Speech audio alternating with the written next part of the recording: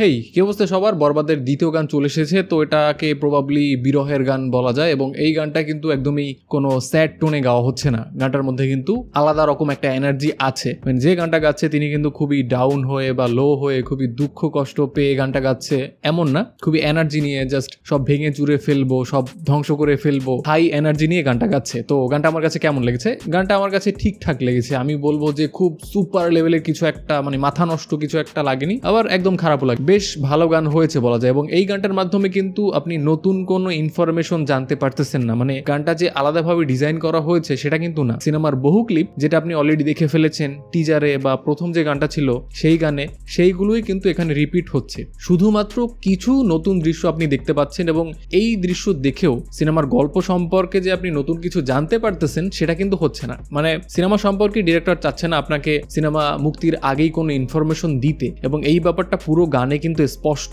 এবং সাউথের যে গানগুলো হয় সচরাচর আমরা দেখি লিরিক্যাল স্টাইলে, আমরাও সেই স্টাইলটা ফলো করতেছি। এই গানটাও সেম প্যাটার্নে ডিজাইন করা হয়েছে। তবে এখানে একটা ব্যাপার তো আরো স্পষ্ট হয়ে গেল যে শাকিব খানের যে ক্যারেক্টারটা থাকবে ইদিকা পালের জন্য, তার যে একটা ম্যাডনেস, সেই ম্যাডনেসটা জাস্ট অ্যানাদার লেভেলের থাকবে। টিজার দেখেও যে ব্যাপারটা আমরা বুঝতে পেরেছি এবং প্রথম যে গানটা প্রীতম হাসানের দ্বিধা, সেই গানটা থেকেও হয়তো অল্প আঁচ পাওয়া গেছে, বাট এবারে একদম ক্লিয়ার। মানে এই গানটা দেখে একদম ক্লিয়ার। জাস্ট গানের লিরিক্স বলেন, গানের যে এনার্জি বলেন, সিঙ্গার যে এনার্জি নিয়ে গানটা গাচ্ছে, তো পুরো ব্যাপারটার মধ্যে কিন্তু স্পষ্ট যে ইদিকা পালের ক্যারেক্টারটা নিয়ে শাকিব খানের মধ্যে আলাদা রকমই একটা ম্যাডনেস থাকবে পুরো সিনেমা জুড়ে। এখন সিনেমায় বিষয়টা এমন হতে পারে যে ইদিকা পালের যে ক্যারেক্টারটা থাকে তাকে শাকিব খান পাগলের মতো ভালোবাসে এবং একটা টাইমে গিয়ে দেখা যাচ্ছে যে কোনো ভিলেন হয়তো এই ইদিকা পালকে মেরে ফেললো অথবা খুবই ব্রুটাল ওয়েতে মারলো। এরপরে এই ক্যারেক্টারটার মধ্যে যে ম্যাডনেস, সেই ম্যাডনেসটা আরো বহু গুণে বেড়ে যাবে, এমনটা কিন্তু হতে পারে। এবং ইদিকা পালের ক্যারেক্টারটা যে মারা যেতে পারে, টিজার দেখে কিন্তু এটার বেশ